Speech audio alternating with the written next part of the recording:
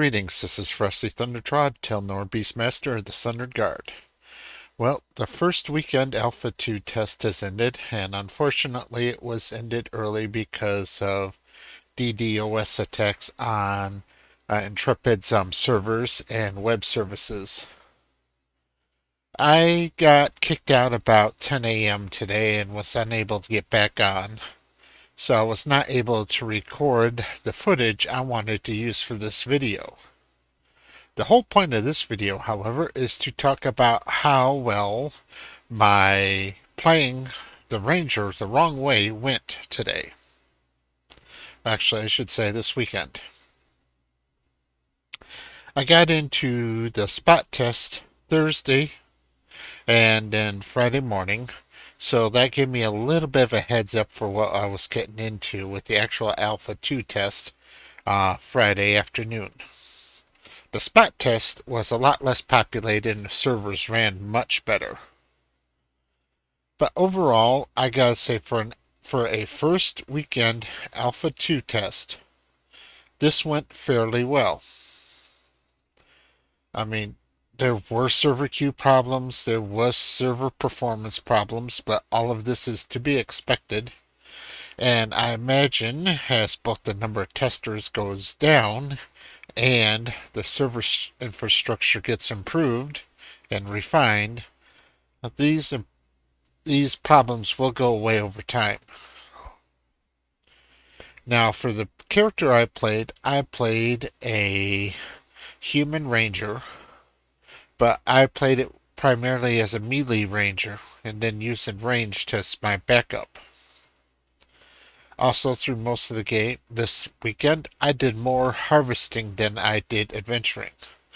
That said, I still got up to level 10 lumberjacking and level 6 in my adventuring skill. I was planning on rounding out to 10 in adventuring today, but never managed to get back in due to the denial of service attacks.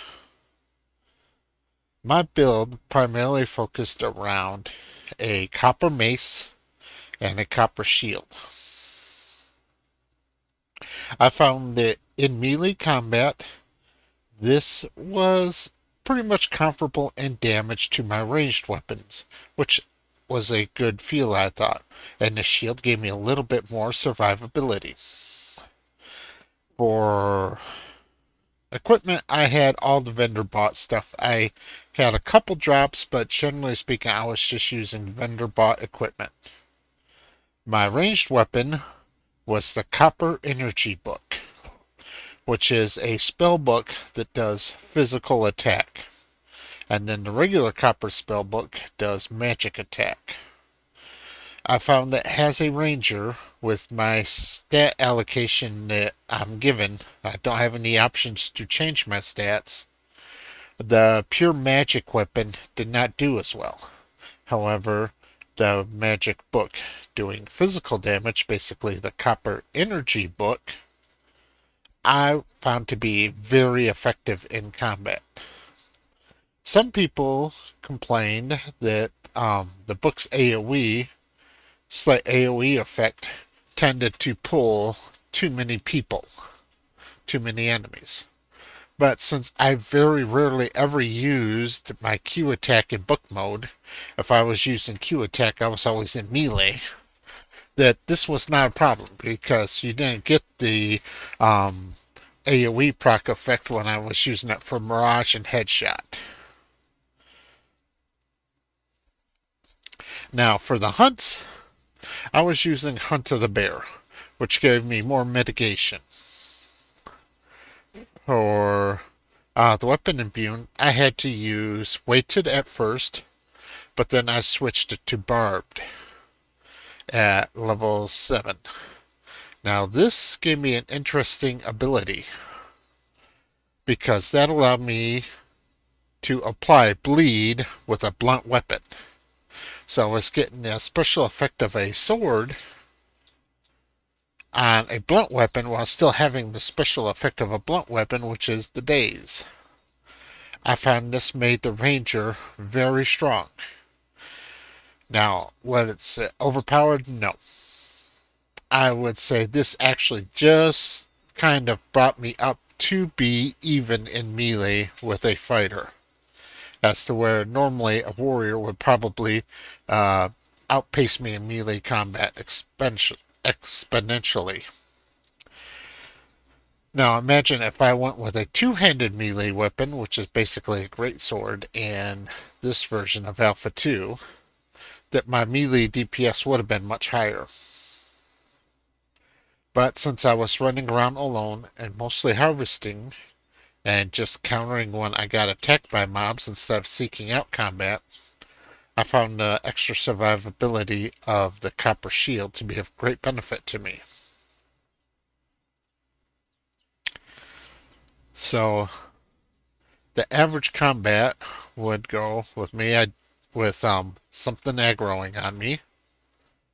I would beat it down with my mace using the Q key, the Q attack, until it was just above half health. Then I would trigger my disengage, which would take it below half health.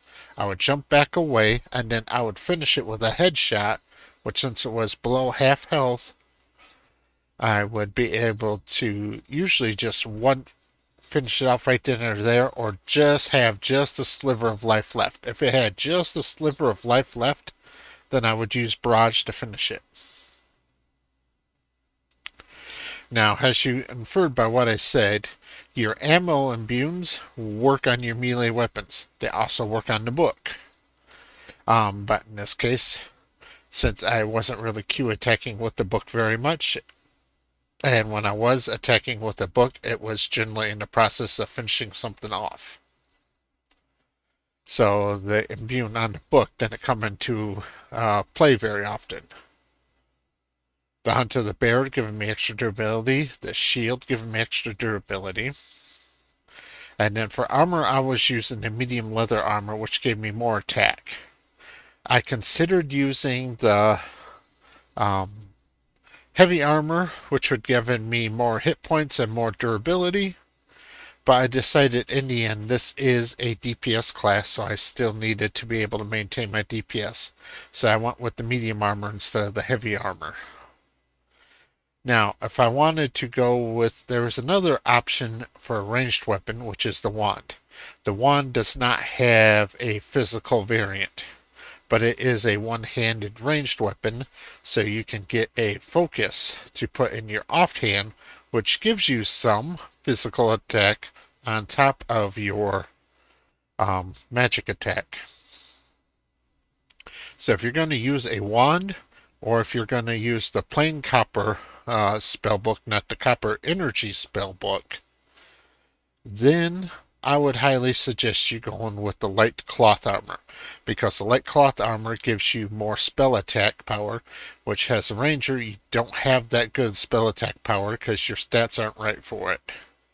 So that would be the way to go if you were going to use a wand as your ranged weapon, or if you were going to use the energy based, the plain magic based spellbook. Now, if you're going to also do that, you have the option of also doing a spell blade for your melee weapon, which is a sword which has a magic damage base. So you can have a backup melee weapon that also deals magic damage to use the magic spellcasting stat you get off of your light armor. I was able to fight mobs up the trash mobs, the ones that have no stars, 2 levels higher than me. Stuff that was the same level, I was able to fight 2 or 3 at once. The mace, when you're just clobbing things with your Q, has a bit of an AoE, but since it's such a short range AoE, you don't have to worry about it pulling enemies into you. You're just clobbing things that are already on top of you as it is. So I found that was a great option for just, clubbing down goblins, clubbing down wolves, spiders, whatever, wanted to interrupt my chopping of trees. Now, I didn't get high enough level to unlock all of my abilities. I found the camouflage mostly useless. Cool effect to look at, but I think it might have had a slight marginal effect of being able to sneak past an NPC. But if you went behind it or off to the sides, but if you went right in front of it while you were camouflaged, it would spot you and still attack you. Thorns, this was another good ability, and this actually plays well into the melee ranger because Thorns deals damage back every time you're hit. So this is something that actually works far better if you're melee than if you're, at range kiting around, not getting hit very much. Um, One kind of odd thing about this I discovered is that if you're attacked in PvP, since Thorns does damage back automatically when you're hit, it will also flag you back for PvP. So, you don't get the option to just, take the kill and let the other player go corrupted. Since it automatically attacks back, reflects damage, you get flagged for PvP automatically as well. At level 8, you get the run speed buff. That's a 10% run speed buff. You get a horse almost for free right at the very beginning of the game. The horse gives you a 30% buff, but you have to get on and off the horse. And your sprint speed is actually faster than the horse, but you can only sprint for so long as to where the horse can run on forever. Now with the run speed buff, that gives you a 10% boost. So that makes the horse even less attractive. Right now, if you're just running around in a small area, you're better off just sprinting around. But if you're doing like a long trip to another node, then you would get the horse to, plot on at 30%. But with the 10% run speed bonus always on and the ability to sprint, you're probably truly are going to be faster on foot than you are on a 30% horse. At level 10, you get regeneration, which, heals you. So you're less dependent on food and potions to heal yourself with. When I was out solo harvesting, I had buff food, which gave me strength and physical attack. I had a strength scroll, and so strength scroll and strength food.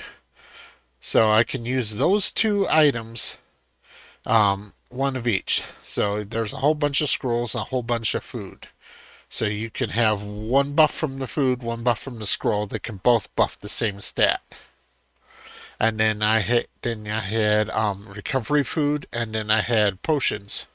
So my recovery time was never that bad. And at level 10, I would have gotten a recovery skill. So I imagine at this point, I would have very high uptime to solo grind. So I would say yes, the Ranger is a strong solo character once you get to level 10. That said, though, you're still going to level so much faster in a group, working together. But this is an option for people who are antisocial or, like me, I often get called away from my computer, so I go AFK a lot. Groups, I hate going AFK in groups because then you just become a parasite on the group. I was watching Roar play his Ranger, and he went more with the more traditional ranged route. And he was doing pretty good, I thought. But it struck me just how vastly different our two playstyles were and how flexible the Ranger is. So, the way I see it right now, you kind of got three options. You can do the physical attacking ranged Ranger like Roar's doing. You can do the physical attacking melee ranger like I'm doing. But I also see a option where if you're wearing light armor and you're using intel food and intel scrolls, that you can also do a magic attack ranger for both ranged and melee. In addition, if you don't want to use the wand and focus, you can get magic attack longbows and magic attack shortbows. So you have all kinds of options to do magic attack. And if you're wearing light cloth armor and using the right buffs, you can pull it off successfully. Now, the Ranger's not really geared to that, but you can make it do that, and it can still be viable, at least at this level. It might not be an in-game viable build, but it is viable here and the low levels as we're leveling up. Which is going to be kind of interesting once Summoner comes out, because my preferred class is the Beastmaster, which is the Summoner and Ranger. And the fact that the Ranger has so many options to be a magic attacker instead of just a physical attacker, I think will give it excellent synergistic capabilities with the Summoner once the Summoner archetype comes out and we can start getting our full classes together. So that's my thoughts so far. I'm very impressed with the Ashes of Creation Alpha 2 Ranger. It's got 4 or 5 different ways you can play it and be viable, at least at leveling. So if you want to give it a try, go ahead and give it a try. Thank you very much for watching.